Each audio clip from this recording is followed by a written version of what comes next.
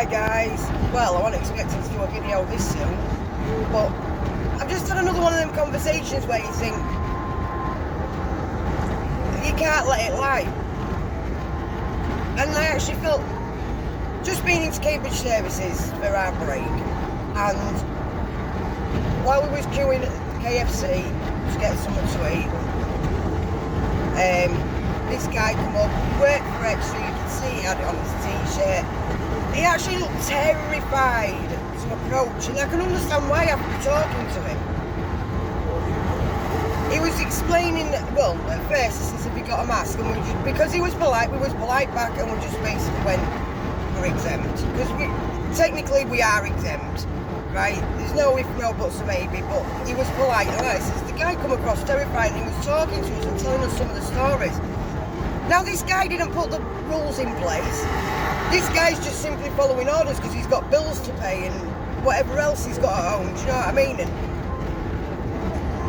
people getting in his face and spitting in his face for asking him if they've got a mask.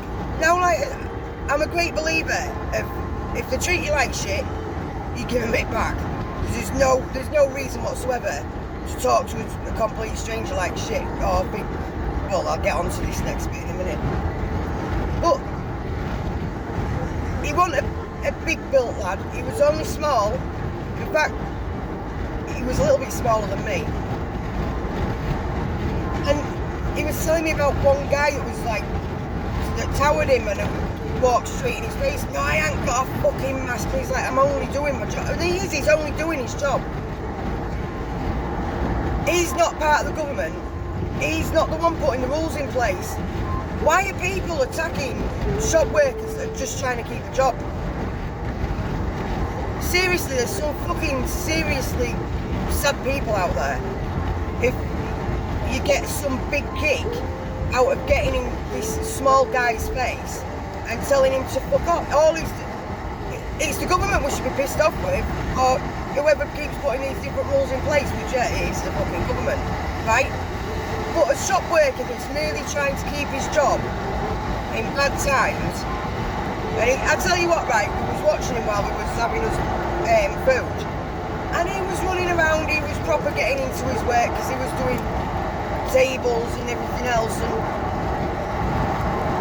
I felt really sorry for this guy, because all he is doing is trying to pay his bills and keep food on his table. And he's only following what the government have said. Don't take it out on the shop workers. If you come over to him, you got a fucking mask, then yeah, fair enough.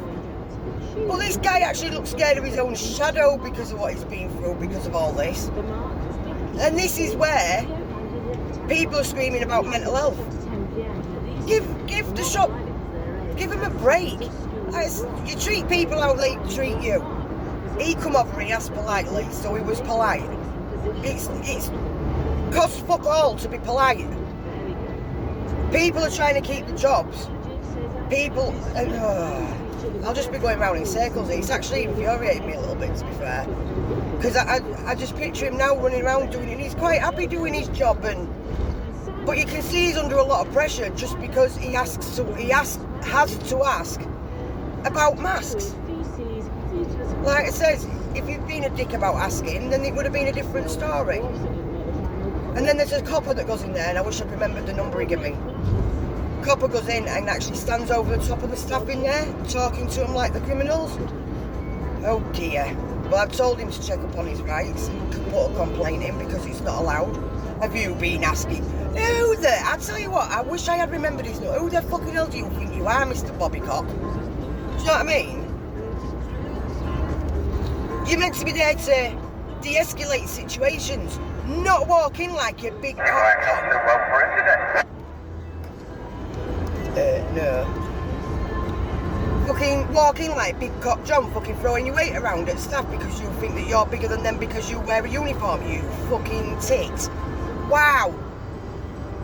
Well, I've told him to check up on his rights, and I've told him to check up on other bits as well while we was talking, and I hope that he manages to do that, and he does manage to keep his job and doesn't end up quitting because of all the stress that he's under. Wow, people, The world's gone batshit crazy. Absolutely batshit crazy. Anyway, that's 2 rants in 2 days. We're doing fucking well at the minute, aren't we? Well, this one's... I'm hoping I bump into the guy again when we go in there. Right, because I will actually get his number and I'll pass it on to Dan, to be fair. See if Dan can find out on the fucking bully boy. Fucking big bollocks. Right, anyway, guys. I think I've gone on enough about it, but it don't cost out to be nice, guys. Look after each other, look after yourselves, and just stay safe, please. Bye for now.